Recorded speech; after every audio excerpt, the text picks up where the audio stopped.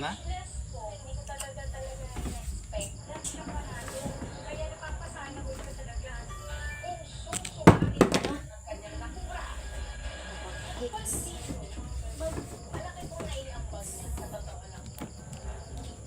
Na basta ingon aron daw nga bulan di ay. Mm.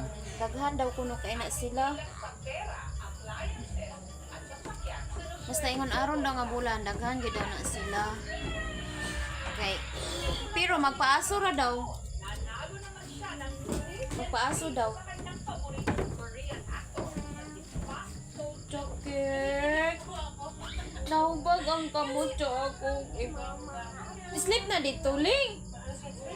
Katog man di ka ganina.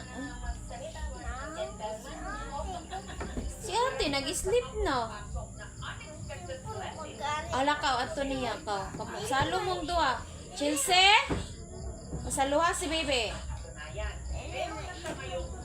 Nakaw dayon kay pasaluhon kang ate. Nakaw ba kay pasaluhon daw kaniya? And every time I try to fly, I fall without my wings.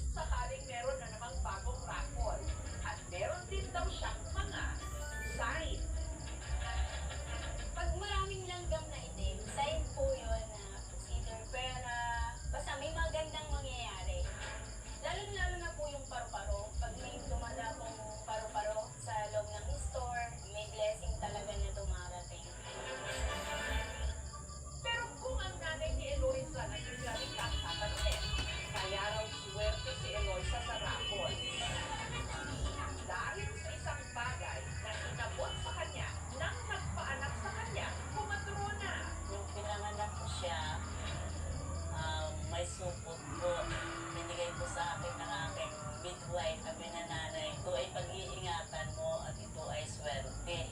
Nung iniluwal niya raw kasi si Eloisa, nakabalot pa raw ito sa placenta o inunan. Pinago ko po yun. Pinalot ko po ako. Nilagay ko po doon sa table ng aming cashier, yung para kasi yung paluan ng pera. Nung tinatabi ko po yun, ang ganda po ng negosyo ko. Tawag ito ang fecal sac, no? Parang sako na pumuprotekta din sa baby. Intindi ng lahat na kung ikaw ay may placenta, anong ikaw ay baby pa, ibig sabihin ay swerte pa o siswertehin ka dahil naprotektahan ka. Walang swerte naman. It just happens. It's a coincidence. Kumbaga yung parang bigla lumabas yung bata kasama din yung placenta na nasa loob, which is very rare. At ang swerte raw ni Eloisa, di umano. Nabayay ka tong kanay nanganak siya di namatay. Sino man daw kasi ang udyukan ni Eloisa na sumali sa rapol.